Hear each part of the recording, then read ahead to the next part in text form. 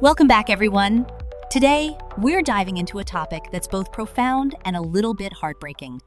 It's about the journey of self-discovery and the struggle of falling from grace. Think about it.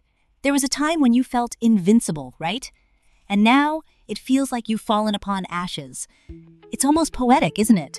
Picture it. The ashes representing lost potential and dreams. It's like a phoenix that forgot how to rise. Wow, that's really deep. So are you saying that we all have this potential to be amazing and then we just lose it? I can totally relate. I remember this one time in high school when I was super into basketball and I thought I could go pro, but then I just stopped practicing. It's like I fell into my own ashes. How do we get back from that? Exactly. That's a great analogy. We all have moments where we feel invincible, but then life throws us curveballs. I remember in college, I had this dream of becoming a filmmaker. I was so passionate, but then reality hit. I got caught up in the grind of everyday life and felt like I was fading away. But here's the thing, those tears and moments of despair can actually be transformative. They can save you if you let them. Oh, wow. So you're saying that the struggle is part of the process? That's super encouraging. But what if someone feels like they're just stuck in those ashes? How do you even start to rise again? I mean, it's kind of like trying to get out of quicksand, right? The more you struggle, the deeper you sink. That's a fantastic point. It's like quicksand for sure. You can't just flail around. You have to find a way to be calm and think strategically. I remember reading about a guy who lost everything in a business venture. He was at rock bottom, but instead of giving up, he took a step back, reassessed his situation, and started small. It's all about reframing your mindset. Reframing. I love that. So it's like changing the narrative in your head. I've heard of people who turn their failures into success stories. It's almost like they're alchemists, turning lead into gold. But how do you even start that process? What's the first step? Great question. The first step is acknowledging where you are. You have to sit with those feelings, those ashes, and really understand them. It's like cleaning out a closet. You can't just shove everything to the back and pretend it's not there. You have to face it head on. When I did that with my own life, I found things I had forgotten out passions, dreams, even old hobbies that sparked joy.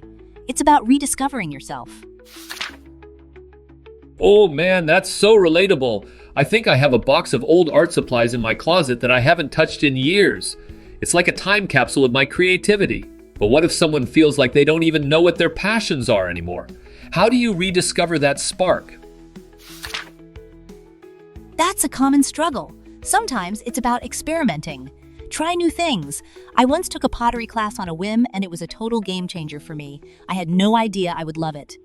It's about giving yourself permission to explore without the pressure of being perfect. Just like a kid playing in the mud, there's no right or wrong, just discovery. Playing in the mud. I love that. It's like we need to embrace our inner child again.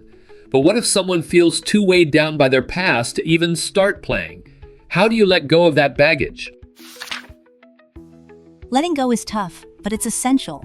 It's like carrying a heavy backpack. You can't move forward if you're weighed down. I once met someone who wrote letters to their past self, forgiving them for mistakes. It was a cathartic experience. It's about acknowledging the past but not letting it define your future. You have to lighten your load to soar. Wow, that's really powerful.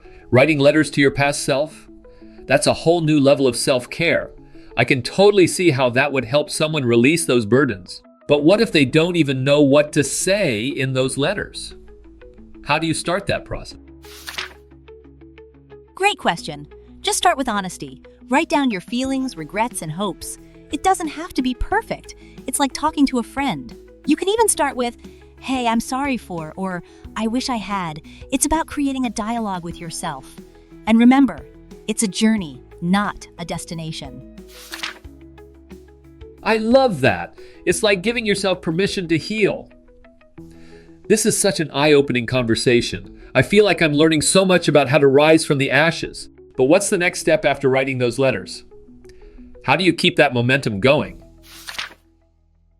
After that, it's about taking action. Set small, achievable goals.